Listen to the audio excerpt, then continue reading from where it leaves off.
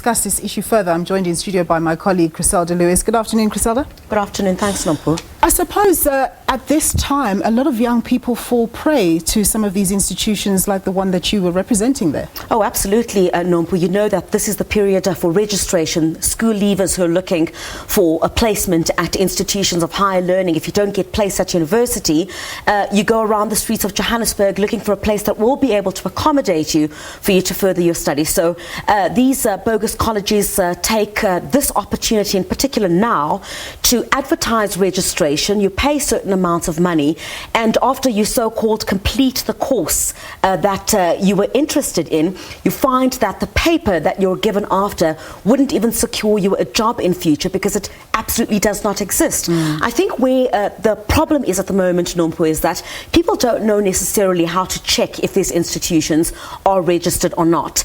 And first of all, what one would need to do, you'd find an institution that is registered, the building itself is registered, or the name of the school is registered, but they forget to check that the actual courses that they're interested in are accredited, or are that institution has the right to offer those kinds of courses at that particular institution. So at this particular time, thousands of school leavers are being duped by these institutions, that don't have the necessary accreditation. And I mean, we walked into the Braamfontein CBD. You would know that area is a student hub, and within 5 minutes, Nompu, of just walking through one of the busiest streets there, we were handed about 15 pamphlets of these organizations or colleges that are offering higher education and training. I'm not saying that all of them are bogus institutions, but it shows you the hunger that there is there for students who want to further their studies, and they could easily fall into that trap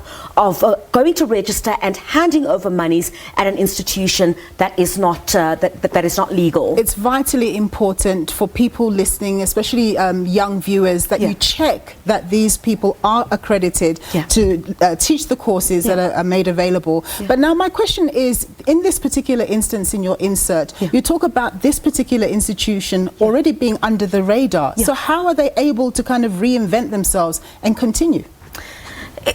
You'd be very surprised, Nompu, because you would recall in 2017 the state had failed to prosecute in this particular matter. So what the Department of Higher Education and Training decided to do was to get the Hawks to investigate this matter. And where it stands currently is that the Gauteng Director of Public Prosecutions is yet to make a decision on what consequences this school will suffer, if any, because it's quite clear from the Department of Higher Education and Training that some of the courses, like one of the ones that I showed in the insert there's a faculty of law where constitutional law and family law and other courses are being offered, which the Department of Higher Education and Training says is not supposed to happen. The challenge here, Nompu, is that once you close an institution such as this, which has happened before, what stops that individual? Because the department agrees that some of these cases take very long to go through the legal process to get to the state of prosecution. So that's one of the challenges. So when you have a situation like that, you find that somebody is released. And then what happens next? They simply go set up shop elsewhere under a different name. But I mean, if we look at the number of these bogus institutions, according to what we've received from the Department of Higher Education and Training, you've got about 86 of these bogus institutions closed between 2018 and now. There's a significant number that has been dealt with, but it doesn't stop these institutions from closing shop. The more you close on the left, you move to another location and you go and set up shop elsewhere. So the department really has their hands full in dealing with this. But the one part where I can commend them is that they've had during this period over a number of years where they've got some awareness campaigns. Whether they're working or not, that's a question for another day. But it's still a persistent problem where you've got a lot of these high school leavers who are looking for a place to go and study, and they fall very easily into these traps of going to these bogus institutions. One last thing, it's not the first time that you're covering a story like this, but now when you speak to those people who have expended monies, who thought they've got a qualification that they can get a job with, what is their story? What have they ended up doing? All right, what they can actually do, I've heard from the Department of Higher Education and Training, there is actual recourse. Please keep your slip.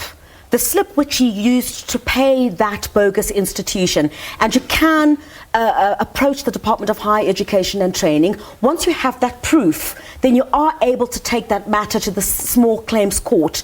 I think what the department had said was if it is 15,000 and less, you're able to take that to the small claims court and you would be able to get your money back.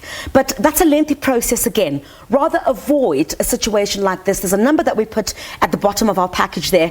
Please, they're urged to call that number. It's a simple check. Once you call that number, you're able to call the number of the institution out. They will check if it is registered, and they will ask about the course which you want to do, and they will check if that institution is accredited to be able to give that course. Or, yes. yeah. So that's a very quick check to save you a lot of time and to save you a lot of money. So I think that is about the best option that many can take at this stage. But if you found yourself in a situation where you've already fallen into that trap, what you can do is call the number that we had at the bottom of our screen. The story will air on the SABC News channel this afternoon as well. Take that number down. Simple check. Is the institution itself accredited? Are the courses themselves accredited to be offered at that institution? It'll save you a lot of time and money. Exactly, and a lot of heartache. Thanks Absolutely. very much, Chriselda, for your insights there. Well, those were your news headlines. Your market news is coming up with Arabila Gumede after a short